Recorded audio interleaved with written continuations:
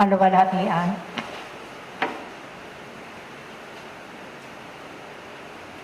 At kapayapaan sa lahat at bawat isa magpakailanman.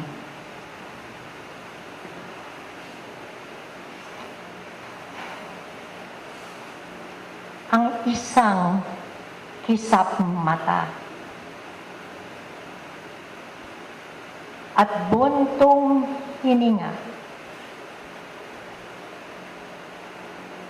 ay mga simulaing lakas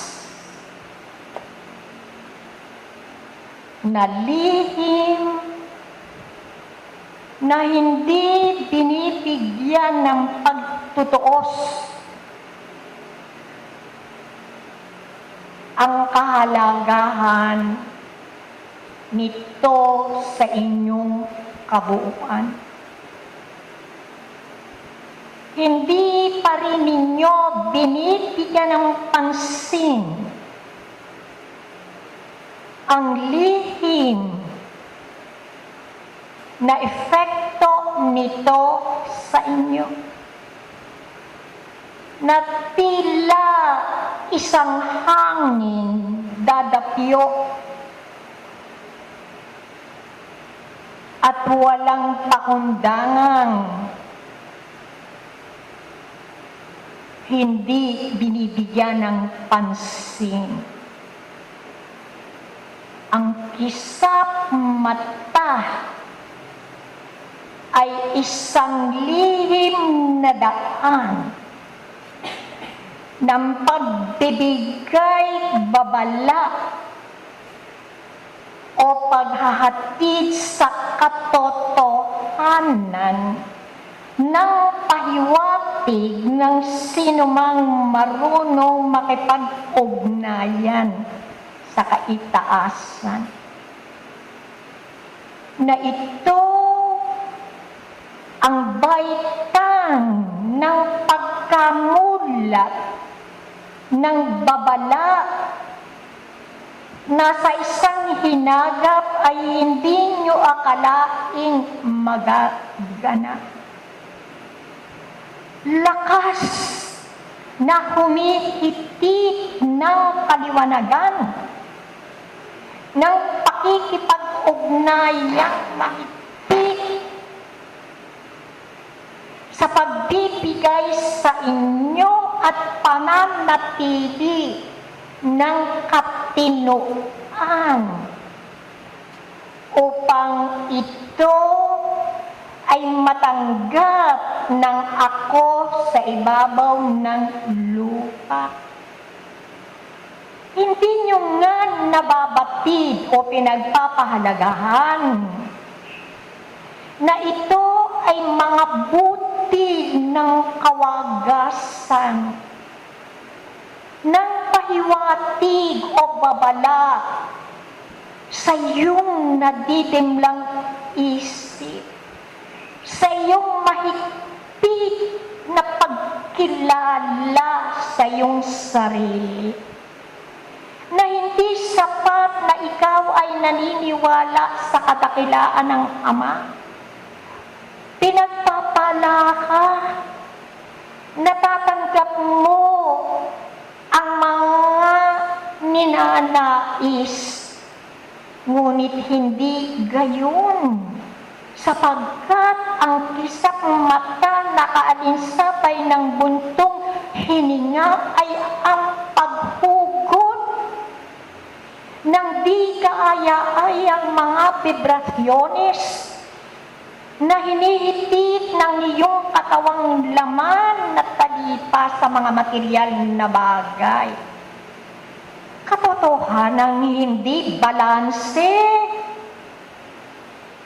ang inyong pagdadala ng mga sarili sapagkat nakatuon para ng punto de vista ng patuloy ng paghahawak ng buhay na ito ay pawang panglaman. Na dito pa rin umiikot ang inyong mga pang-araw-araw na gampanin sa buhay. Nasa panibagong yugto ng ito ng pagpapala, wika nga at pagsubaybay ng manlilikha. Ano ang inyong prioridad? Per se, hindi ba ito rin ay nakatuon sa laman? Paano kilikin ang lamang ito? Ngunit mahigpit na kayo binabalaan na sa isang hinagap ay aani kayo sa taong ito ng di matiningkalang paghihirap na hindi nyo akalaing mangyayari sa inyong kalagitnaan.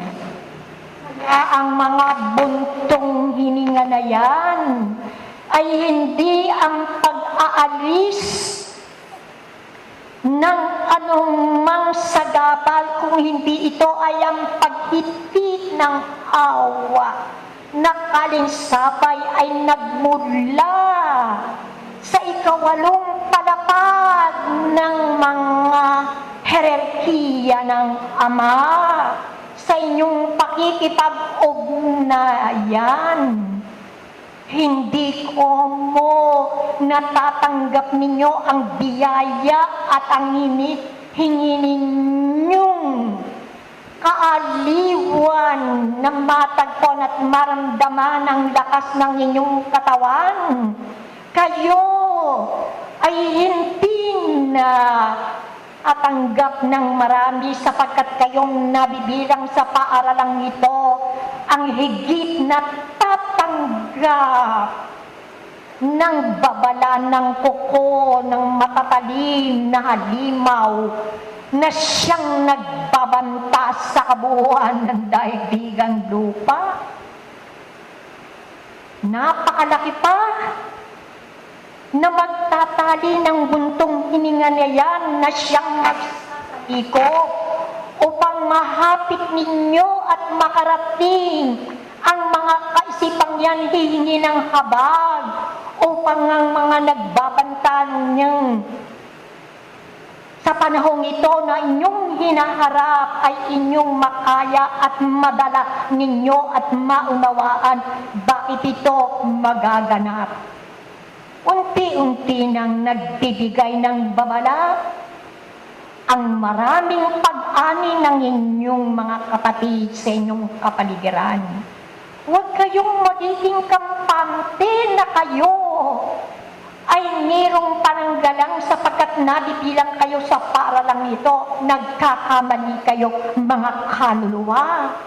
Sapagkat buong-buo ang inyong pananagutan na tatanggapin ninyo ang hagupit sa kabuhayan, hagupit ng mangyayaring mga karamdamang hindi maunawaan ng mga paham sa larangan ng sensya kung saan manggagaling ang mga sakit na to na unti-unting gumugupo sa inyong kapanatagan sapagkat kayo ang unang-unang nagkukulang na alagaan ang inyong mga ako na siyang tunay na manlalakbay sa kapatagang ito. Mararamdaman ninyo sa pagpasok ng panahong ito ang iba yung buntong hininga ng pagtutol na hindi nyo mapapalik ang hinahanap na makatitighaw sa maraming pangyayaring hindi nyo akalaing magaganap sa inyong mga kalagitnaan. Kaya kayo, lalo na ang mga kasangkapan ng panahon na wala pa ipagpaumanhin ng 10% ng pagpapatotoo na kayo ay karapat-dapat na daluyan ng pakikipag-ugnayan ng basa banal na kaisipan ng kalagayang hinihingi ng inyong paaralan. Kung sino man ang sa inyo na buong pusong sasabihin at tatanggapin na buong buo ninyong hinahandogan ninyong ako at hindi nyo binibigyan ng prioridad ang mga pangangailangang panglaman bigyan kayo ng laya at humarap sa hapag na ito at sabihin, ako po ay buong buo na ipinibigay ko ang aking paglilingkod sa paralan nito na makatitighaw, na kung sakaling maiiwasan, na kung sakaling mabibigyan ng kaganahan, ang kuko, ang talim ng mga halimaw na siyang sisikil sa pananampalataya at pagkilala ng mga kaluluwa sa kadakilaan at pag-ibig ng Ama. Nararamdaman at hindi makakaila kung hanggang saan mga ginigiliw na talaytayan ang kadalisayan at ang kabuuan ng inyong paglilingkod. Kung bakit kayo hindi lihim ang inyong mga kahilingan, sapagkat hindi pa ninyo na itatapon sa isang buntong hininga ang marami pang kamangmangan at tigmak na kahinaan ng inyong katawang laman. Mabibigo kayo sapagkat kailangan ninyong paunlarin ang inyong tunay na ako, ang inyong kaluluwa. Hanggat sapon ninyo at kinikinting ninyo ang makalupang katanyagan upang makaungos sa sinasabi ninyong nakakahigit at karapat-dapat at pamamabayagpag ng kunwari pakikipag-ugnayan ay tahasang kayo ay mabibigo. Sa isang mundong hininga at isa't mata, ang dalawang lakas na ito na maglalago sa kapanagan ang mga kadiliman ng daan sa pagpatotoo na kayo ay karapat-dapat sa pagpapala, pagtanggap, alang-alang sa ikalilinang ng inyong paglilingkod.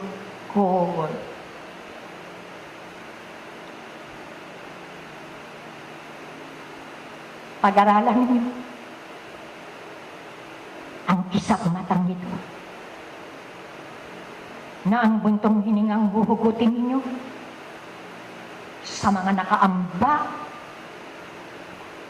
na talim ng babala, sa mga nakalilimot na mga kapatid nyo sa daigdigang ito na gahaman sa makalupang tukso.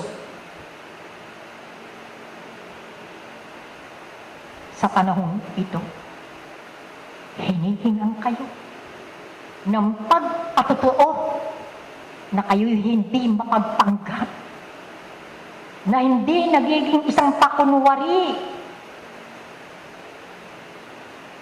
sapagkat hindi pa nyo katotohanang nahuhugasan ang maraming yung kamangmangan,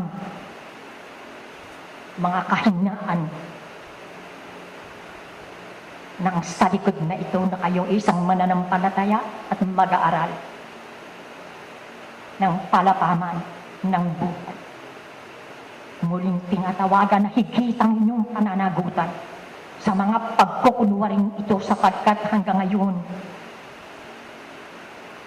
hindi pa naglalangka ang tatlong pangunahing kulay sa pangunahing templo ng inyong pagkatao.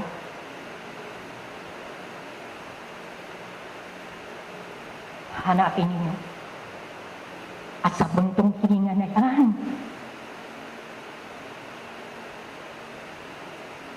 ang kapaligiran, ang hinahanap ninyo na pakikipag-ugnayan ay inyong matatango. At dito ay magiging isang kaaliwan upang ang sigaw sa ilang na hindi ninyo naririnig,